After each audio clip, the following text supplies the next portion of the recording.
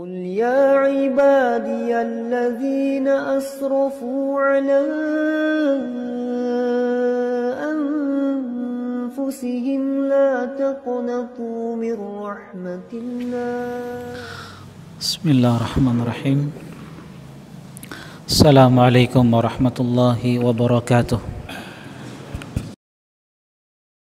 الحمد لله Alhamdulillahil karimil mannan dzil fadli wal ihsani alladzi hadana lil ilman wa faddala dinana ala sairil adyan wassalatu wassalamu ala nabiyyina Muhammadin nabiyyil adnan wa ala alihi wa sahbihi wa man tabi'ahum bi ihsanin ila yaumiddin.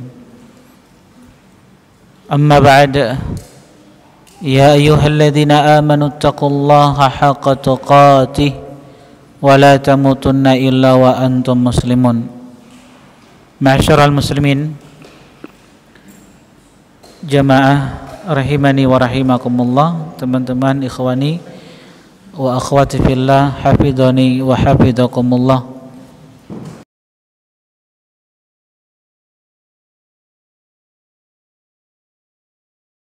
Kembali kita berkumpul di tempat yang penuh berkah, di masjid yang sama-sama kita cintai, Masjid Al-Hijrah.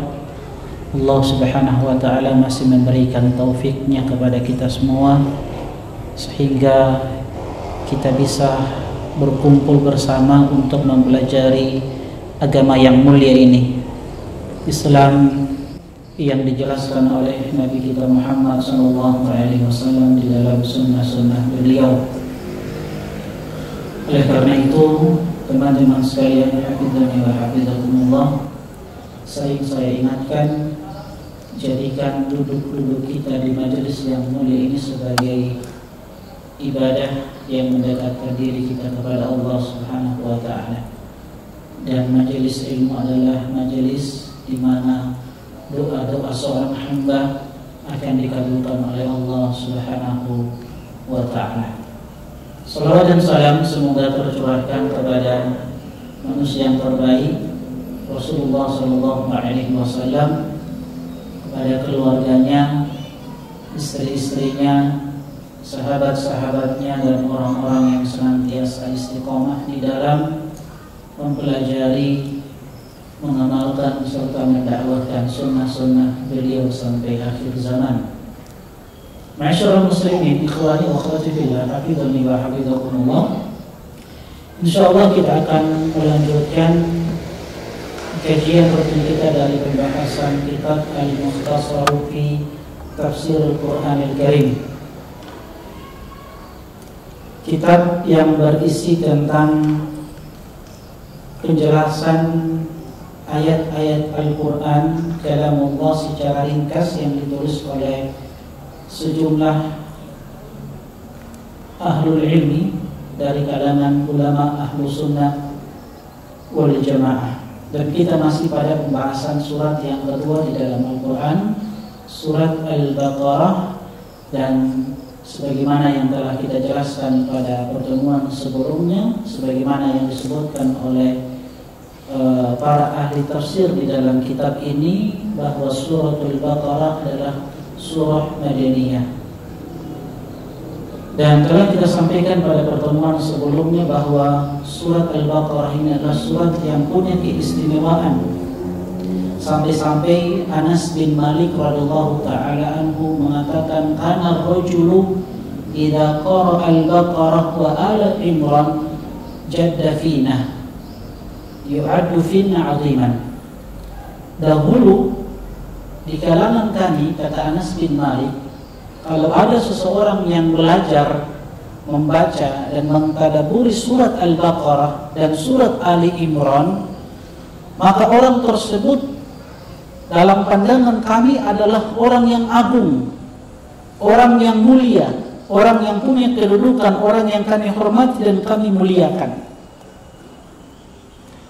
Dan telah kita sebutkan pada pertemuan sebelumnya bahwa inti atau tujuan pokok dari surat Al-Baqarah ini adalah perintah dari Allah Subhanahu wa ta'ala kepada hamba-hambanya untuk memakmurkan bumi Allah Subhanahu wa taala dengan menegakkan Islam, dengan menegakkan sunnah Nabi sallallahu alaihi wasallam dan berserah diri secara totalitas kepada Allah Subhanahu wa taala dan berhati-hati dari keadaan Bani Israel.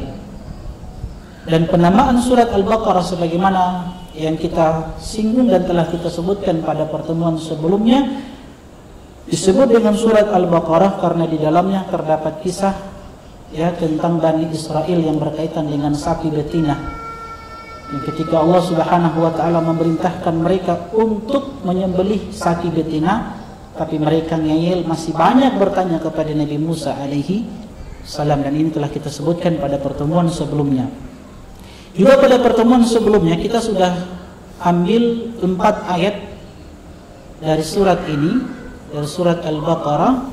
Kita masuk pada ayat yang kelima. Ayat yang kelima, so? Ya? Oke. Teman-teman sekalian, hafizani wa hafizakumullah. Jadi pada pertemuan sebelumnya kita sudah jelaskan dan kita baca apa yang disebutkan oleh para ahli tafsir di dalam kitab ini berkaitan dengan ayat yang pertama sampai ayat yang keempat, ya, ayat yang keempat dan ayat yang kelima. Sebagaimana yang kita sebutkan pada pertemuan sebelumnya bahwa ayat pertama sampai ayat yang kelima, atau kita katakan ayat yang kedua sampai ayat yang kelima, berarti ada 4 ayat. Sebab alif lam mim tidak termasuk penjelasan dari sifat-sifat orang yang bertakwa. Kalau kita masukkan alif lam mim, berarti ada 5 ayat yang berbicara tentang orang-orang yang zahirnya baik dan batinnya baik. Siapa mereka? Orang-orang yang bertakwa kepada Allah Subhanahu wa taala. Nanti setelahnya Allah Subhanahu wa taala akan menyebutkan 2 ayat. Ayat yang ke-6 dan ayat yang ke-7 berkaitan dengan orang-orang yang zahirnya rusak dan batinnya rusak. Siapa mereka? Orang-orang yang ingkar kepada Allah Subhanahu wa taala. Orang-orang yang menentang dakwah Nabi sallallahu alaihi wasallam, orang-orang kafir. Dan setelah itu Allah Subhanahu wa taala menyebutkan golongan manusia yang ketiga. Secara zahir baik, Masya Allah, penampilannya luar biasa, tapi batinnya sangat buruk, sangat rusak. Ada 20 ayat. Dari ayat yang ke-8 sampai ayat yang ada 13 ayat. Dari ayat yang ke-8 sampai ayat yang ke-20 Allah Subhanahu wa taala menjelaskan kepada kita tentang sifatul munafikin. Sifatnya orang-orang munafik yang zahirnya bagus, yaqulu tasma' liqaulihim. Kalau mereka berbicara, Masya Allah, antum akan dengarkan perkataan mereka, bahasa mereka yang indah, retorikanya yang indah, tapi menyesatkan semuanya. Ya, ada berapa ayat? Ada 13 ayat Allah Subhanahu wa taala jabarkan di dalam surat Al-Baqarah tentang sifat orang-orang munafik. Tapi kita masih berada pada penjelasan tentang sifat orang-orang yang beriman, orang-orang yang bertakwa kepada Allah Subhanahu wa taala. Ayat yang kelima Allah Subhanahu wa taala menyebutkan ulaika ala hudan min rabbihim wa ulaika humul muflihun. Mereka itu adalah orang-orang yang mendapatkan hidayah, mendapatkan petunjuk, mendapatkan bimbingan, mendapatkan arahan, mendapatkan pertolongan min rabbihim, dari Rabb mereka Allah Subhanahu wa taala, wa ulaika humul muflihun.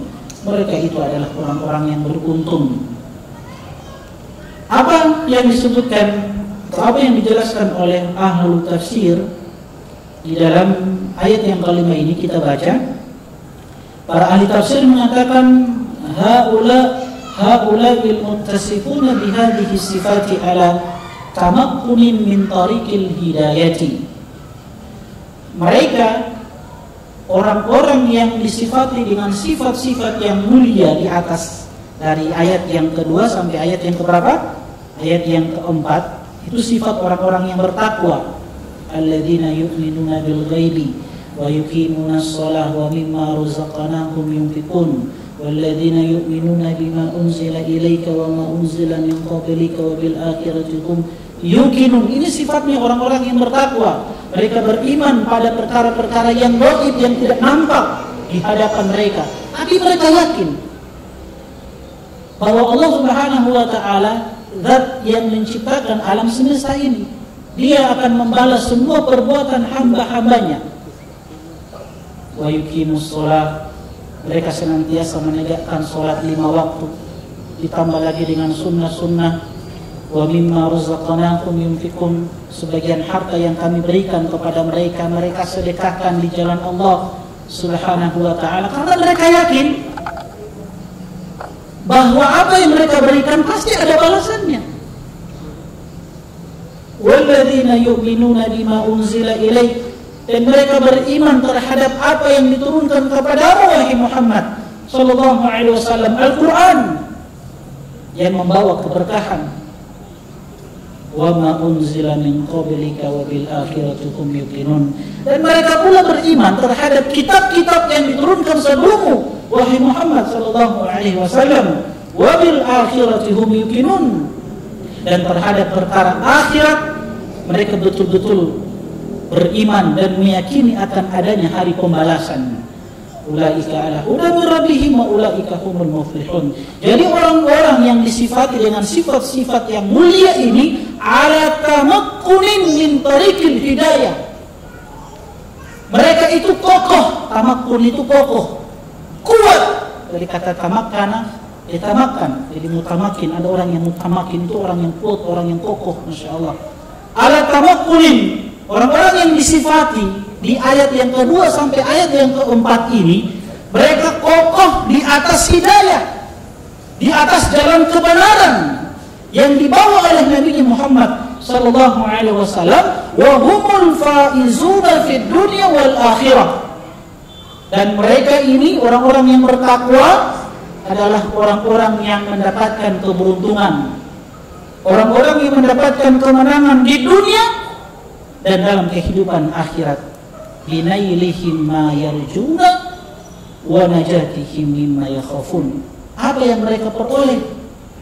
Mereka peroleh sesuatu yang mereka harapkan, ya, dan mereka mendapatkan pula ya keselamatan dari hal-hal yang mereka takuti, dari siksaan Allah Subhanahu wa taala dalam kehidupan akhirat yang sering kita sampaikan bahwa setelah kita dibangkitkan nanti, maka ada peristiwa-peristiwa yang sangat menakutkan yang kita akan hadapi. Setiap kita pasti akan menghadapi peristiwa-peristiwa tersebut. Dari kita digiring kepada mahsyar bertahun-tahun lamanya dengan waktu yang bahkan ribuan jutaan tahun yang kita tidak tahu kapan pengadilan Allah akan ditegakkan. Setelah itu kita akan menghadapi mizan, timbangan. Kemudian kita akan melewati sirat. Setelah sirat ada qantara, yang kemudian apakah kita masuk ke dalam surga atau sebaliknya, waliyadzubillah, kita masuk ke dalam neraka. Nasallallahu salamah. Jemaah sekalian rahimani wa rahimakumullah.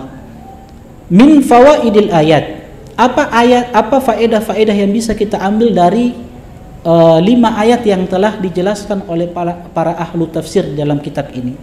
Dari ayat pertama sampai ayat yang kelima. Maksudnya itu faedah-faedah yang kita ingin ambil. Kata para ahli tafsir, pertama, athiqatul mutlaqatu fi nafyi raibi dalilun ala annahu min indillah. Keyakinan mutlak, ya, dengan athiqatul mutlaq, keyakinan mutlak, ya, tidak adanya keraguan di dalam Al-Quran, itu dalil, bukti ala annahu min indillah, bahwa Al-Quran itu betul-betul turun dari Allah Subhanahu wa ta'ala. Artinya sesuatu yang kita nafikan dari keraguan terhadap Al-Quran, itu bukti yang kuat, dalil, hujjah ala annahu, bahwasanya Al-Quran itu betul-betul dari sisi Allah Subhanahu wa ta'ala. Afala yatadabbaruna al-Qur'an walau kana min indi ghairillah lawajadu fihi ikhtilafan katsira, kata Allah. Apakah mereka tidak mentadaburi ayat-ayat Allah? Mereka tidak renungi ayat-ayat Allah Subhanahu wa taala. Walau kana min indillah, kalau sekiranya Al-Qur'an itu bukan dari sisi Allah Subhanahu wa taala, la wajadu fihi, mereka akan dapatkan di dalam Al-Qur'an itu ikhtilafan katsira. Banyak ayat-ayat yang kontradiksi. Tapi ternyata ayat-ayat di dalam Al-Qur'an tidak ada yang kontradiksi. Kalaupun ada ayat-ayat yang bertabrakan antara satu ayat dengan ayat yang lain, maka pemahaman kita yang masih lemah, yang kurang pemahaman kita. Jadi ayat-ayat Al-Quran itu tidak ada yang kontradiksi. Tidak ada pula yang kontradiksi dengan hadis-hadis Nabi Sallallahu Alaihi Wasallam. Ayat dengan ayat saling menafsirkan. Hadis Nabi Sallallahu Alaihi Wasallam menafsirkan Al-Quran. Jadi tidak ada yang kontradiksi. Maka teman-teman sekalian, keyakinan mutlak di dalam meniadakan keraguan terhadap Al-Quran itu bukti yang kuat bahwa betul-betul Al-Quran itu datang dari Allah Subhanahu wa ta'ala. Idh la yumkinu li makhlukin an yadda'iya dhalika fi kalamihi, karena tidak mungkin, mustahil bagi seorang makhluk yang mengklaim bahwa itu datang dari ucapan dia. Tidak sebagaimana yang dikatakan oleh orang-orang kafir Quraisy bahwasanya Al-Qur'an itu adalah buatan Muhammad sallallahu alaihi wasallam, ya. Maka kalau ini buatan manusia pasti terdapat kontradiksi, pasti terdapat kesalahan, kekurangan. Coba antum lihat penulis-penulis kitab di dalam muqaddimahnya, ya, di dalam pendahuluan kitab kan selalu minta maaf kalau ada kekurangan di dalam kitab-kitab mereka. Kalau ada yang salah nanti dikoreksi, diperbaiki, kirim di email. Kan begitu. Karena memang mereka tahu bahwa apa yang mereka perbuat, apa yang mereka tulis itu pasti ada kekurangan. Yang sempurna itu apa yang datang dari Allah Subhanahu wa ta'ala. Jelas ya? Ini maksudnya faedah yang pertama yang kita ambil dari dzalikal kitabu la raiba fi. Itulah Al-Qur'an yang tidak ada keraguan di dalamnya. Hudal lil muttaqin, di dalamnya terdapat huda, petunjuk bagi orang-orang yang bertakwa. Yang kedua, la yantafi'u, faedah yang kedua yang bisa kita ambil dari 5 ayat yang telah kita jelaskan, kata para ahli tafsir, la yantafi'u bima fil Qur'anil karimi minal hidayatil azimah illa al-muttaquna lillahi ta'ala al-mu'azzimuna lahu. Jadi tidak ada yang bisa mengambil manfaat yang terdapat di dalam Al-Quran berupa hidayah al-azimah, petunjuk-petunjuk yang agung, bimbingan-bimbingan yang agung, arahan-arahan yang agung yang datang dari Allah Subhanahu wa ta'ala, illal muttaqun, kecuali yang bisa mengambil manfaat dari ayat-ayat Allah hanya orang-orang yang bertakwa, orang-orang yang bersih hatinya, orang-orang yang ikhlas beribadah kepada Allah Subhanahu wa ta'ala. Dan kita sudah definisikan pada pertemuan sebelumnya tentang apa itu ketakwaan, sebagaimana yang disebutkan oleh Talq bin Hubayb rahimahullahu ta'ala, an ta'mala bi ta'atillah ala nurin minallah tarju thawaballah. Engkau melakukan satu amalan, satu ibadah di atas cahaya Allah Subhanahu wa ta'ala, di atas petunjuk Allah Subhanahu wa ta'ala, tarju thawaballah, engkau mengharapkan dengan amalan itu balasan dari Allah Subhanahu wa ta'ala, wa takhaf wa an tatruka ma'siyatallah ala nurin minallah takhafu iqaballah. Dan ketakwaan itu, kata Talq bin Hubayb rahimahullah wa ta'ala, engkau meninggalkan sebuah maksiat, engkau meninggalkan larangan, ya, di atas cahaya Allah, di atas petunjuk Allah Subhanahu wa ta'ala, takhafu iqaballah, antum tanamkan di dalam hati, kita tinggalkan maksiat itu karena kita takut akan azab dari Allah Subhanahu wa ta'ala. Atau bahasa sederhananya atau definisi yang sering kita dengarkan dari kecil, ketakwaan itu adalah menjalankan perintah-perintah Allah dan meninggalkan larangan-larangan dari Allah Subhanahu wa ta'ala. Jadi yang mengambil manfaat dari ayat-ayat Allah, dari petunjuk-petunjuk yang agung di dalam Al-Quran, tidak lain kecuali orang-orang yang bertakwa. Al-mu'azzimuna lahu, Orang-orang yang senantiasa mengagungkan, membesarkan Allah Subhanahu wa taala. Mengagungkan nama-nama Allah, mengagungkan sifat-sifat Allah Subhanahu wa taala. Orang-orang yang bertakwa kepada Allah Subhanahu wa taala. Dan seorang muslimah tidak bisa mengagungkan Allah kecuali dengan belajar ilmu tauhid. Karena memang ending dari belajar ilmu tauhid, bagaimana kita menanamkan dalam diri kita, jiwa kita, hati kita, pengagungan kepada Allah Subhanahu wa taala. Itu ending kan belajar tauhid. Kalau sudah tertanam di dalam hati pengagungan kepada Allah Subhanahu wa taala, maka semua yang Allah larang pasti kita akan tinggalkan.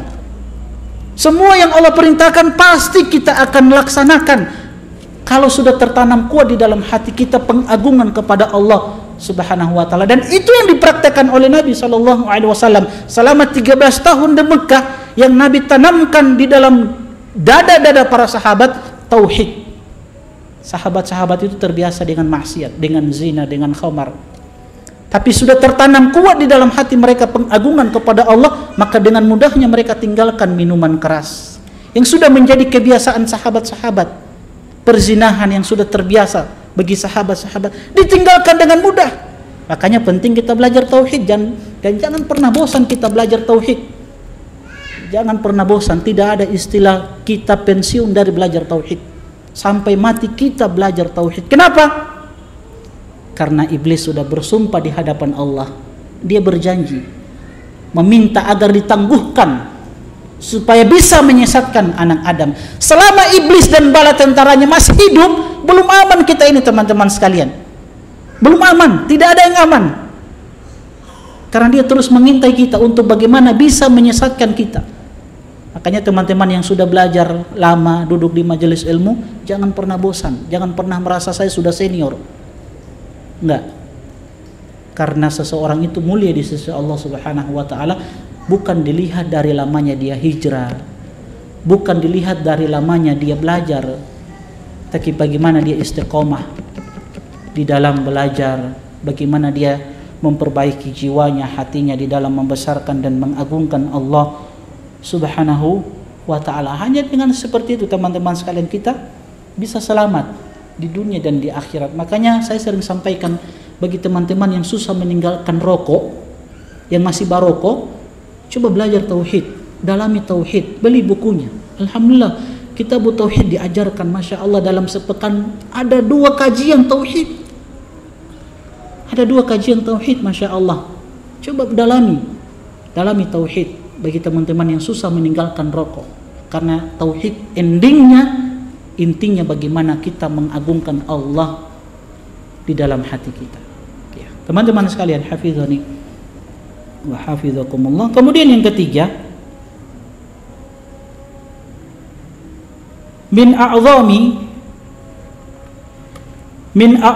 maratibil imani al-imanu bil ghaibi. Tingkatan yang tertinggi di dalam keimanan adalah keimanan terhadap perkara-perkara gaib. Ini tingkatan yang tertinggi di dalam keimanan, yaitu keimanan terhadap perkara-perkara yang gaib, perkara-perkara yang tidak nampak. Kenapa? Para ahli tafsir menyebutkan alasannya, li'annahu yatadammanu taslima lillahi ta'ala fi kulli ma tafarrada bi'ilmi minal ghaibi wa li rasulihi bima akhbara anhu subhanahu wa ta'ala. Sebab keimanan kita terhadap perkara-perkara gaib, yatadamman, itu mencakup at-taslim lillahi ta'ala. Itu mencakup at-taslim, kepasrahan kita kepada Allah Subhanahu wa taala secara totalitas, fi kulli ma tafarrada bi'ilmihi. Jadi mencakup kepasrahan kita kepada Allah Subhanahu wa taala terhadap perkara-perkara gaib yang hanya Allah yang mengetahui perkara-perkara tersebut. Wali rasulihi, dan itu mencakup kepasrahan kita kepada Rasul sallallahu alaihi wasallam terhadap perkara-perkara gaib yang dikabarkan oleh beliau sallallahu alaihi wasallam, yang tidak lain itu dikabarkan oleh Allah Subhanahu wa taala. Jadi ada kepasrahan total teman-teman sekalian. Makanya Nabi sallallahu alaihi wasallam menyebutkan inna afdalal imani, iman yang paling utama, yang paling afdal itu adalah anta'lam annallaha ma'aka haitsu ma kunt. Jadi inna afdalal iman, kata Nabi sallallahu alaihi wasallam, keimanan yang paling utama, yang paling afdal itu anta'lam annallaha ma'aka haitsu ma kunta. Antum meyakini bahwasanya Allah Subhanahu wa taala itu bersamamu dimanapun Anda berada. Dan itu sesuatu yang gaib teman-teman sekalian. Hafidhani wa hafidhakumullah. Jadi di dalamnya mencakup kepasrahan total kita kepada Allah Subhanahu wa taala dari perkara-perkara gaib yang hanya Allah mengetahuinya, dan juga Nabi sallallahu alaihi wasallam mengetahuinya berdasarkan apa yang dikabarkan oleh Allah Jalla wa ala kepadanya. Kemudian yang keempat, faedah yang keempat, kathiran ma yakrinullahu ta'ala baina salati wa zakati. Kathiran ma yakrinullahu ta'ala baina salati wa zakati. Lianna salata ikhlasun lil ma'bud wa zakata ihsanun lil abid. Sering kali kita dapati di dalam Al-Quran Allah itu menggandengkan antara salat dengan zakat. Seperti firman Allah Subhanahu wa taala, wa ma umiru illa liya'budullaha mukhlishina lahuddin hunafa wa yuqimus shalah wa yu'tuz zakah. Tidaklah mereka itu diperintahkan kecuali untuk ikhlas beribadah kepada Allah Subhanahu wa taala dalam keadaan mereka condong kepada tauhid. Wa yuqimus shalah, mereka menegakkan salat 5 waktu, wa yu'tuz zakah, dan mereka mengeluarkan zakat. Ya. Apa alasannya? Kenapa kebanyakan di dalam Al-Quran itu kita dapati Allah sering sekali menggandengkan antara solat dengan zakat? Apa rahasianya? Ternyata di sini disebutkan oleh para ahli tafsir, li'anna salata ikhlasun lil ma'bud. Karena salat itu di dalamnya terdapat keikhlasan kepada al-ma'bud, Allah Subhanahu wa taala yang kita ibadahi. Makanya nabinya sallallahu alaihi wasallam diperintahkan fasalli li rabbika wanhar. Fasalli li rabbika wanhar. Dan hendaklah engkau wahai Muhammad sallallahu alaihi wasallam salatlah karena Rabbmu, karena Allah Subhanahu wa taala, wanhar, dan hendaklah engkau berkurban. Jadi di sini Allah Subhanahu wa taala perintahkan kepada nabinya Muhammad sallallahu alaihi wasallam untuk menegakkan salat 5 waktu lillahi subhanahu wa taala, untuk Allah Subhanahu wa taala, bukan karena sesuatu yang kita ingin dapatkan dari kepentingan dunia, kenikmatan dunia, atau salat yang dilaksanakan secara salat yang dilaksanakan karena kemalasan dari kita, yang nanti insya Allah kita akan sebutkan di antara sifat orang-orang munafik itu ketika mereka menegakkan solat, mereka menegakkan solat itu dalam keadaan malas. Yura'una nas wa la yadhkurunallaha illa qalila, dan mereka tidak berzikir menyebut Allah Subhanahu wa taala kecuali hanya sedikit saja. Jadi itu kenapa Allah Subhanahu wa taala gandengkan antara salat dengan zakat, sebab dalam salat itu terdapat keikhlasan kepada Allah Subhanahu wa taala. Inna salati wa nusuki wa mahyaya wa mamati lillahi rabbil alamin. Kemudian wa zakata ihsanun lil abid. Dan zakat itu, kenapa Allah perintahkan zakat? Karena zakat itu terdapat kebaikan bagi seorang hamba. Kalau solat terdapat keikhlasan kepada Allah Subhanahu wa taala, karena memang yang kita harapkan dari solat yang kita kerjakan itu tidak lain adalah balasan dari Allah Subhanahu wa taala. Karena memang solat itu bisa mencegah dari perbuatan-perbuatan yang keji dan mungkar kalau kita kerjakan solat itu betul-betul dengan keikhlasan. Kemudian zakat, ternyata zakat yang kita keluarkan terdapat kebaikan untuk orang lain.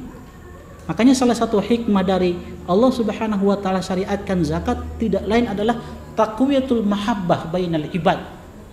Untuk menguatkan rasa kasih sayang, rasa cinta di antara hamba-hambanya, antara si kaya dan si miskin. Itu kan hikmah kenapa Allah syariatkan zakat. Karena memang sifatnya manusia itu suka dengan apa? Suka dengan orang yang berbuat baik. Makanya pepatah Arab mengatakan ahsin ilan nas taksib qulubahum fa innal insana abidul ihsan. Sering-sering kalian berbuat baik kepada orang lain. Ya, sering-sering banyak berbuat baik kepada orang lain. Ya, karena fa innal insana abidul ihsan. Kalau kita berbuat baik, ahsin ilan nas taksib qulubahum. Kalau kita sering berbuat baik kepada orang lain, kita akan menguasai hati-hati mereka. Karena fa innal insana abidul ihsan, karena manusia itu adalah hambanya ihsan. Allah Subhanahu wa taala yang maha baik. Jadi itu Allah Subhanahu wa taala gandengkan antara salat dengan zakat. Ternyata pada zakat itu terdapat kebaikan untuk hamba-hambanya. Wahuma unwanus sa'adati wan najah. Dan kedua perkara ini, salat dan dan zakat itu merupakan unwan, sebagai alamah, sebagai tanda, sebagai simbol as-sa'adah, simbol kebahagiaan dan simbol keselamatan. Insyaallah kita akan lanjutkan kita lanjutkan setelah azan dikumandangkan. Wallahu taala. Jadi Allah Subhanahu wa taala gandengkan antara salat dengan zakat. Tidak lain salat itu ada keikhlasan kepada Allah Subhanahu wa taala, sedangkan zakat itu terdapat kebaikan untuk hamba Allah Subhanahu wa taala. Wa huma unwanus sa'adati wan najati. Dan keduanya salat dan zakat itu adalah simbol kebahagiaan dan keselamatan. Karena memang teman-teman sekalian, hafizani wa hafizakumullah, kebahagiaan seorang hamba itu didapatkan ketika dia semakin mendekatkan dirinya kepada Allah Subhanahu wa taala. Ketika seorang hamba itu semakin mengikhlaskan ibadah dia, salat dia, puasa dia, haji dia, umrah dia, bacaan Al-Qur'an dia, duduk-duduknya dia di majelis ilmu. Makanya di sini teman-teman sekalian Allah katakan, ahli tafsir mengatakan di dalam salat itu terdapat keikhlasan. Sebab keikhlasan itu akan memberikan kebahagiaan kepada seorang hamba, ketenangan di dalam jiwanya, semakin kuat tawakal dia kepada Allah Subhanahu wa ta'ala. Makanya Allah berjanji di dalam Al-Quran dalam surat An-Nahl, man amila salihan min dzakarin aw untha wa huwa mu'min falanuhyiyannahu hayatan thayyibah. Man amila salihan min dzakarin aw untha, siapa yang melaksanakan amal soleh dari laki-laki ataupun perempuan, wa huwa mu'min, dalam keadaan dia beriman kepada Allah Subhanahu wa taala, falanuhyiyannahu hayatan thayyibah, maka betul-betul sungguh-sungguh kata Allah, kami akan berikan kepada mereka kehidupan yang bahagia. Walanajziyannahum ajrahum bi ahsani ma kanu ya'malun. Dan kata Allah Subhanahu wa taala, betul-betul kami akan membalas mereka dengan pahala yang terbaik dari apa yang mereka lakukan ketika di dunia. Jadi semakin orang itu mendekatkan diri kepada Allah, semakin besar kebahagiaan dia kepada Allah Subhanahu wa taala. Semakin orang mendekat, semakin ikhlas, semakin tenang jiwanya. Dia tidak takut, tidak ragu. Karena dia punya Allah Subhanahu wa taala. Itulah ketenangan di dalam jiwa. Kita ambil contoh seorang Musa alaihissalam. Pengikut-pengikutnya, ketika beliau dan pengikut-pengikutnya dikejar oleh Fir'aun, Allah abadikan di dalam Al-Quran, falamma tara al-jam'ani qala ashabu Musa inna la mudrakun. Ketika dua kelompok ini sudah saling melihat, kelompoknya Musa alaihissalam dengan pengikutnya sudah saling melihat siapa? kelompoknya Fir'aun dan bala tentaranya. Qala ashabu Musa, pengikut-pengikut Musa mengatakan, inna lamudrakun. Musa, kita akan disusul oleh Fir'aun, so mau dapat tangkap kita ini. Tapi lihat Musa, orang yang kuat tawakalnya kepada Allah, orang yang tenang jiwanya. Musa hanya mengatakan, kalla, sekali-kali tidak. Fir'aun tidak bisa menyusul kita, Fir'aun tidak bisa menangkap kita. Apa ucapan Nabi Musa alaihissalam untuk menenangkan pengikut-pengikutnya? Inna ma'ya rabbi sayahdin. Karena sesungguhnya Allah Tuhanku bersamaku. Sayahdin, dia akan memberikan petunjuk kepadaku. Itu orang yang dekat dengan Allah Subhanahu wa ta'ala, tidak pernah galau. Hidupnya tenang. Apapun yang menimpa dia, selalu dia berhusnudzon kepada Allah Subhanahu wa ta'ala. Dia senantiasa berbaik sangka kepada Allah Subhanahu wa ta'ala. Kita belajar dari Musa alaihissalam kalimat yang indah, kalimat optimisme yang diajarkan kepada orang-orang yang beriman kepada Allah Subhanahu wa ta'ala. Apapun yang kita hadapi nanti, katakan inna ma'ya rabbi sayahdi. Aku punya Allah Subhanahu wa ta'ala yang akan memberikan petunjuk kepadaku. Ketika antum datang melamar, jangan khawatir dengan orang tuanya. Jangan khawatir. Ucapkan kalimat ini, kalimat optimisme yang seorang hamba itu harus berbaik sangka kepada Allah. Inna ma'ya rabbi sayahdin. Sesungguhnya aku bersama Allah dan Allah akan memberikan petunjuk kepadaku. Insya Allah orang tuanya akan diluluhkan hatinya. Jangan khawatir, kita punya Allah. Itu kalau belajar tauhid. Kalau belajar tauhid, ya dalam sepekan ya mungkin dia hadir, pekan selanjutnya tidak hadir lagi. Ya sebulan itu mungkin cuma hadir 1 kali saja. Bagaimana mau kuat tauhid? Ya rutinkan tauhid itu, belajar tauhid, rutinkan. Karena itu akan memberikan kekuatan kepada kita. Makanya Imam Al-Hasan Al-Basri mengatakan kepada kita bahwa keyakinan seorang hamba yang kuat itu ketika dia menjadikan an yakunallah huwa thiqatuhu. Ketika seorang hamba menjadikan Allah itu sebagai sumber kekuatan dia, huwa thiqatuhu, Allah itu jadi sumber kekuatan dia, maka dia akan menjadi kuat, tidak pernah melemah. Jadi kebahagiaan zakat dan solat itu merupakan simbol kebahagiaan dan keselamatan. Kalau kita sudah memperbaiki solat kita, itu kan hubungan kita dengan Allah Subhanahu wa ta'ala, sudah bagus ibadah kita dengan Allah, ya vertikal ya. Hubungan kita dengan Allah sudah bagus, ibadah-ibadah kita sudah bagus. Jangan lupa perbaiki muamalah kita dengan sesama manusia. Kalau solat berkaitan dengan hak Allah, ibadah kita kepada Allah, zakat.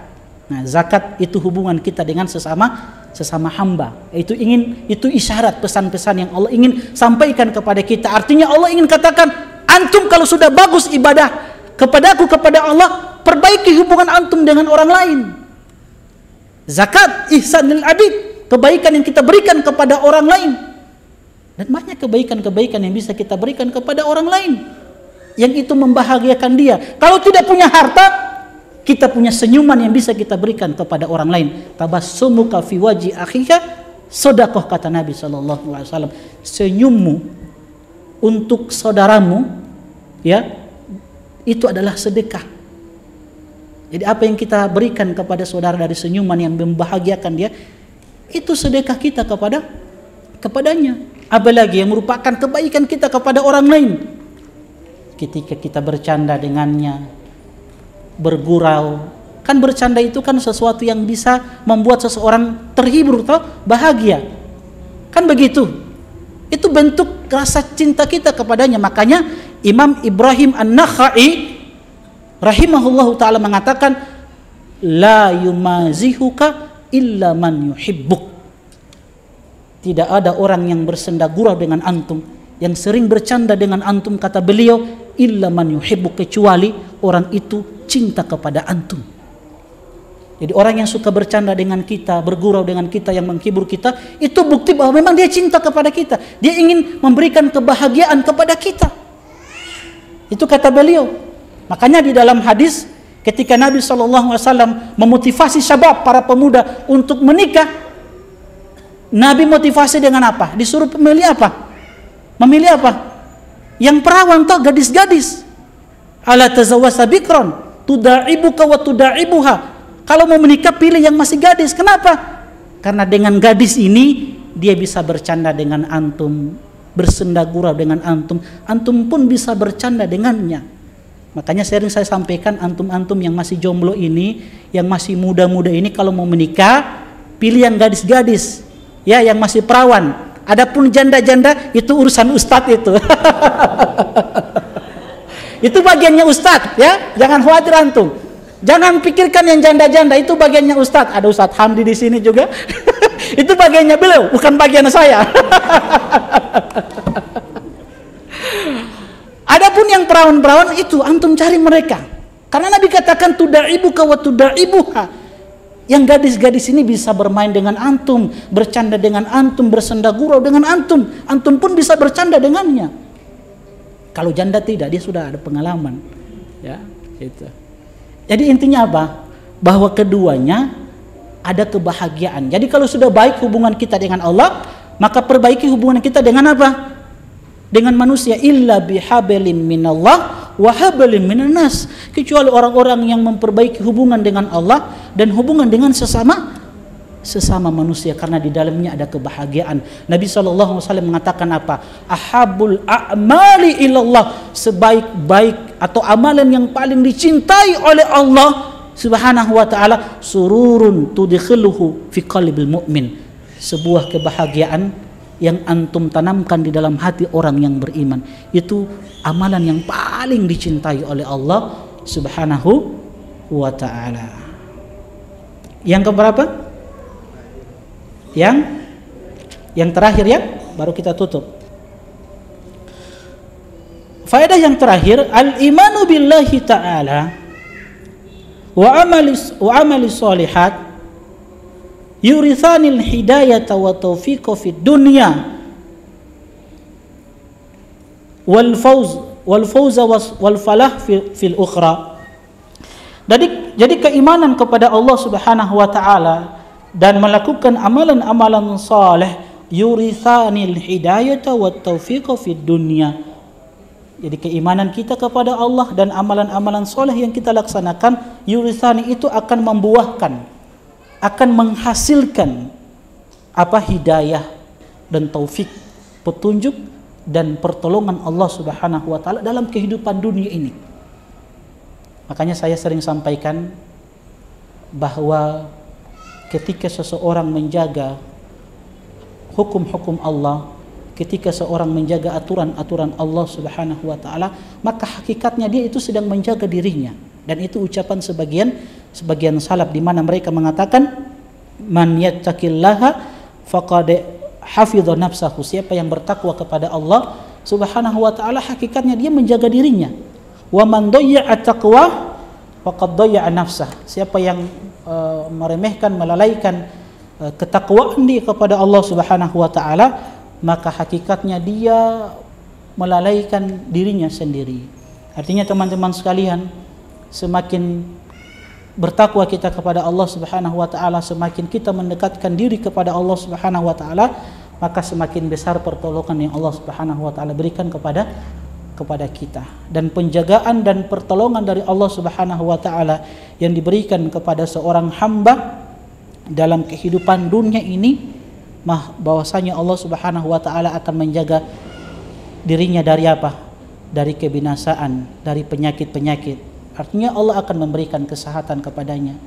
Allah akan jaga dia, ya. Allah jaga istrinya, Allah jaga keturunannya, Allah jaga hartanya, Allah jaga dia dari segala macam penyakit. Allah berikan dia kesehatan. Itu bentuk pertolongan Allah kepada seorang hamba di dunia.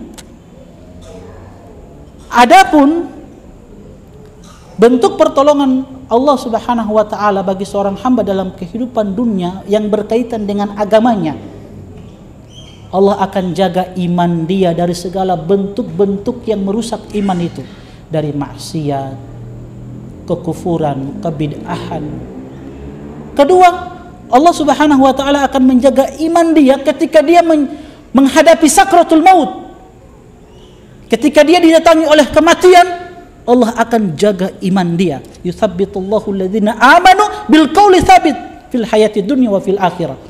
Allah akan kokohkan dia dengan ucapan yang kokoh, kalimatut tauhid, la ilaha illallah, yang kata Nabi SAW, man kana akhiru kalamihi la ilaha illallah dakhalal jannah. Itu bentuk penjagaan Allah bagi seorang hamba terkait dengan agama dia. Allah akan jaga imannya ketika dia menghadapi sakratul maut, sehingga dia mudah untuk mengucapkan kalimatut tauhid yang dengannya, kata Nabi, akhir ucapan seorang hamba la ilaha illallah, maka dia masuk surga, kata Nabi sallallahu alaihi wasallam. Itu jaminan dari Nabi sallallahu alaihi wasallam. Wal fauza wal falah fil ukhra, dia akan mendapatkan kemenangan, keberuntungan dalam kehidupan akhirat. Kemenangan yang mereka dapatkan, Allah Subhanahu wa taala selamatkan mereka dari peristiwa-peristiwa yang menakutkan. Tsumma nunajjil ladzina taqaw wa nadharu adh-dhalimina fiha jithiya, kata Allah. Kemudian kami selamatkan orang-orang yang bertakwa, kata Allah Subhanahu wa taala, wa nadharu adh-dhalimina fiha jithiya, dan kami tinggalkan orang-orang zalim. Siapa orang-orang zalim? Orang-orang yang ingkar kepada Allah Subhanahu wa taala, orang-orang munafik. Kami biarkan, kata Allah, fiha jithiyah, dalam keadaan tersungkur mereka ketika mereka dihadapkan dengan sirat, jembatan yang terbentang di atas neraka jahanam. Adapun orang-orang yang bertakwa, Allah selamatkan mereka dari sirat ini. Adapun orang-orang yang ingkar dan orang-orang munafik, itu Allah biarkan mereka tersungkur mereka ke dalam neraka Allah Subhanahu wa ta'ala. Ini 5 faedah yang bisa kita sebutkan, teman-teman sekalian, hafizani wa hafizakumullah, berkaitan dengan sifat orang-orang yang bertakwa.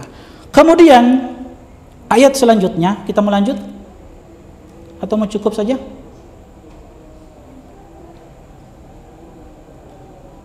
Mau lanjut atau?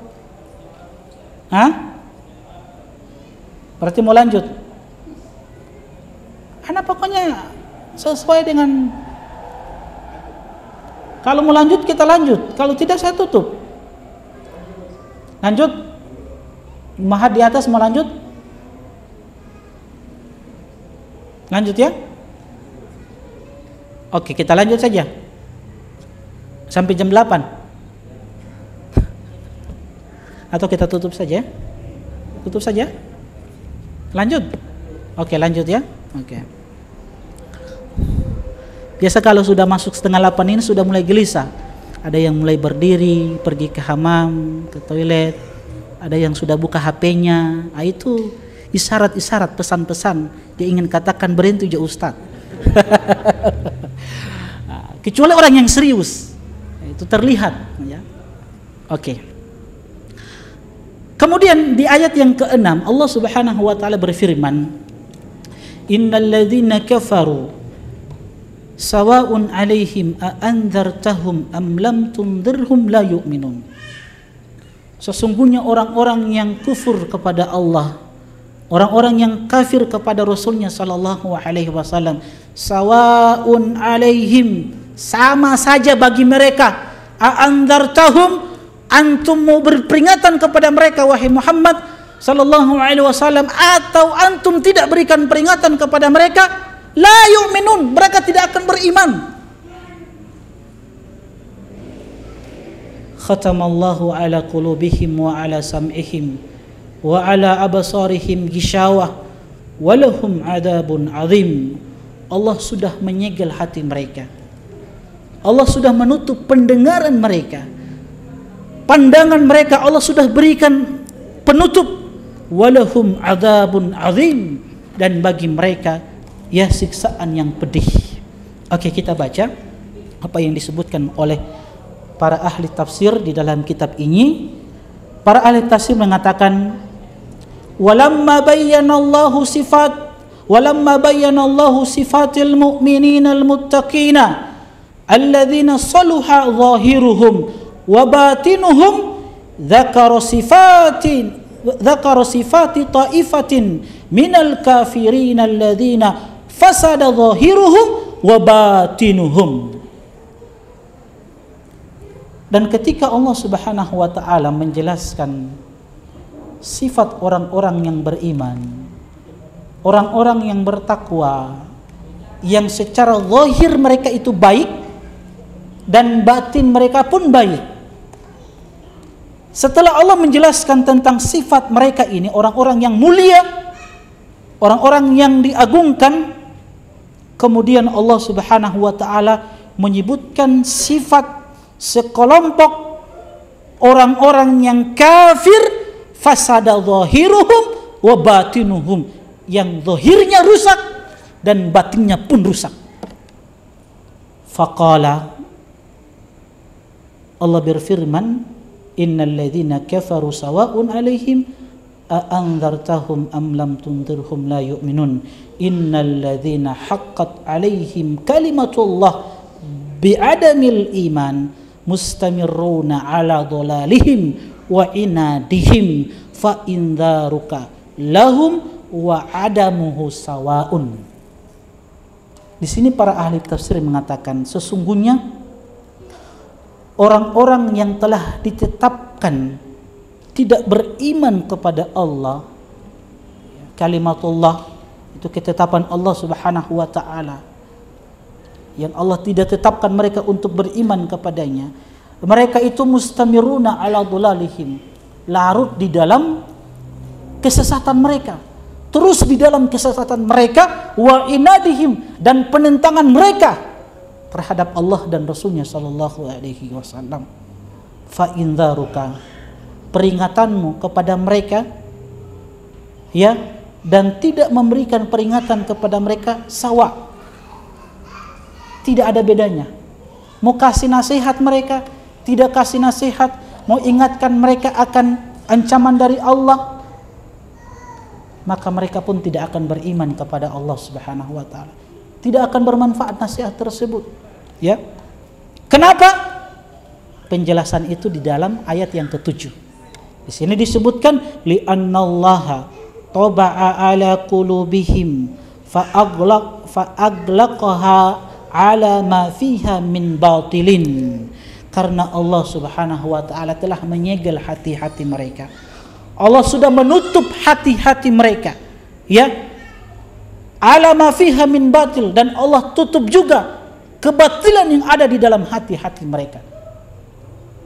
Wa taba'a ala sam'ihim fala yasma'una al-haqqa, dan Allah tutup pendengaran mereka sehingga mereka tidak bisa mendengarkan kebenaran, sima'a qabulin wangkiyadin, mereka tidak bisa mendengarkan kebenaran, yang kebenaran itu ketika disampaikan untuk mereka terima dan mereka ikuti kebenaran tersebut, mereka tunduk dengan kebenaran yang dibawa oleh Muhammad sallallahu alaihi wasallam. Wa ja'ala ala absarihim gita, dan Allah jadikan penutup dalam pandangan mereka, fala yubisuruna al-haqqa ma'a wuduhihi, dan mereka tidak bisa melihat kebenaran padahal kebenaran itu jelas disampaikan kepada mereka. Walahum fil akhirati adzabun azim, dan bagi mereka ya siksaan yang pedih. Ini teman-teman sekalian, hafizani wa hafizakumullah, orang-orang yang Allah Subhanahu wa taala telah tutup hatinya sehingga akal mereka itu tidak lagi bermanfaat. Bahkan akal mereka itu lebih bodoh dari binatang ternak. Kenapa? Karena hati sudah ditutup, sehingganya nasihat-nasihat tidak bermanfaat. Mereka dengar kebenaran yang dibawa oleh Nabi Muhammad sallallahu alaihi wasallam, mereka lihat mukjizat, tapi kalau hati itu sudah ditutup tidak akan bermanfaat lagi nasihat-nasihat ayat-ayat tersebut. Kita ambil contoh yang sangat jelas di masa Rasulullah sallallahu alaihi wasallam. Siapa yang tidak kenal dengan Abu Lahab? Kan turun surat khusus tentang Abu Lahab ini kan, tabat yada abi lahabi wa tabba ma aghna anhu maluhu wa ma kasab sayasla naran dzata lahab wa imra'atuhu hammalatal hatab fi jidha hablum min masad. Ini kan surat yang yang berkaitan dengan Abu Lahab. Tabbat yada abi lahabi wa tab. Kedua tangan Abu Lahab itu celaka. Kenapa? Karena ketika Nabi SAW mengabarkan tentang peristiwa Isra dan Mi'raj, ketika Nabi kumpulkan semua orang Quraisy, penduduk Mekah, kan Abu Lahab itu kan tunjuk-tunjuk Nabi. Ditunjuk dengan kedua tangannya. Allah turunkan ayat ini, celaka kedua tangan Abu Lahab. Wattab, dan Abu Lahab akan binasa. Ma'agna anhu maluhu wa makasab. Harta dia tidak bermanfaat. Yang dia kumpulkan tidak bermanfaat. Apa yang dia usahakan juga tidak bermanfaat. Sayasla naran dzata lahab. Dia akan masuk ke dalam neraka. Wa imra'atuhu hammalatal hatab. Dan istrinya juga akan masuk ke dalam neraka. Sedang membawa kayu bakar. Nah, intinya teman-teman sekalian, hafizani wa hafizukumullah. Kan kita tahu bagaimana penentangan penentangan siapa?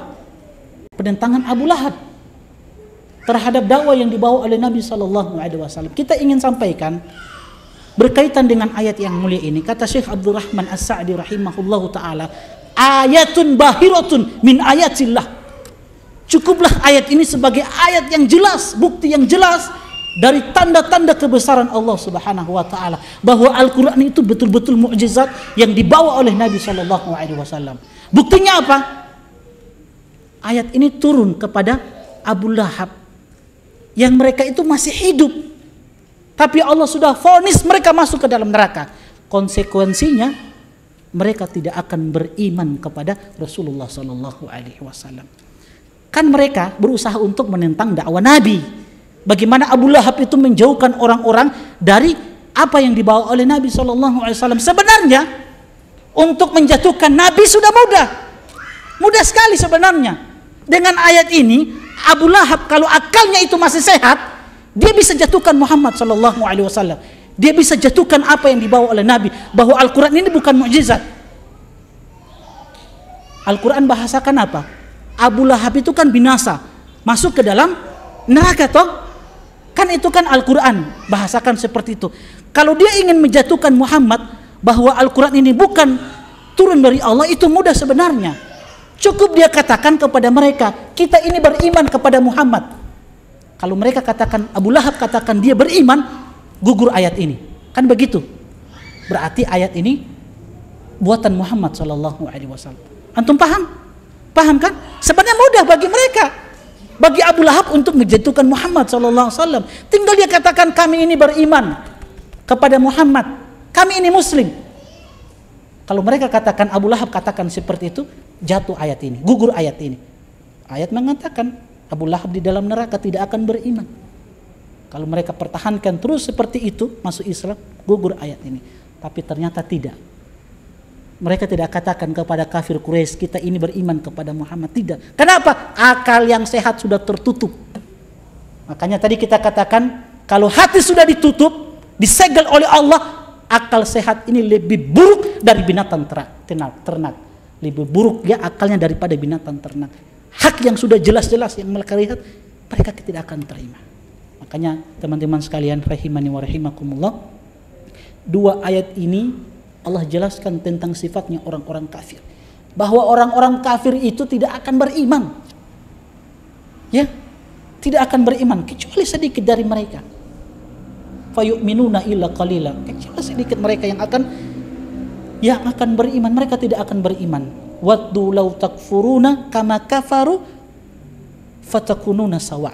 Yang mereka inginkan dari orang-orang beriman itu, ya kalian itu kufur kama kafaru, sebagaimana mereka kufur kepada Allah, fatakununa sawa, sehingga antara kalian orang-orang beriman dengan mereka orang-orang kafir sawa, itu sama, masuk ke dalam neraka Allah Subhanahu wa taala. Ini dua ayat. Nanti kita akan sebutkan apa penyebab hati itu ditutup oleh Allah Subhanahu wa taala. Apa yang menyebabkan hati itu ditutup, disegel oleh Allah Subhanahu wa taala. Kenapa?